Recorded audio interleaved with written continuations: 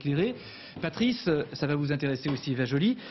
Quelles sont les conditions pour devenir un bon candidat à la présidentielle? En fait, pour une présidentielle, c'est la famille qui vous choisit et non l'inverse. Un candidat, c'est un peu le parent naturel, celui qui s'impose dans sa maison, sur les siens, sur ses idées. À ce jour, ils sont peu nombreux en être. Nicolas Sarkozy, François Bayrou, Marine Le Pen, Jean-Luc Mélenchon, Nathalie Arthaud, Olivier Besancenot, peut-être s'il se décide.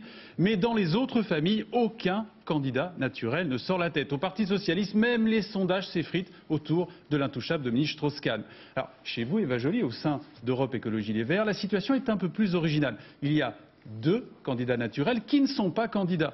Daniel Cohn-Bendit, l'artisan du succès des Européennes, qui refuse, et Nicolas Hulot, le père du pacte écologique, qui s'interroge mais qui risque, comme en 2007, de finir par jeter l'éponge. Alors, pour les écolos, en juin prochain, la primaire interne peut donc devenir, en quelque sorte, un choix par défaut. Yves Cauchel, ancien ministre, ou vous, Eva Joly, l'ancien juge, avec une épine dans le pied, finalement, c'est gérer un peu la déception, peut-être, des militants et des électeurs. En 2007, Nicolas Hulot, avant son retrait, était crédité d'un score à 2 chiffres, et Dominique Voynet, candidate officielle, au final, des Verts, fera campagne dans son ombre avec difficulté, et au final, elle ne récoltera que 1,57% des voix.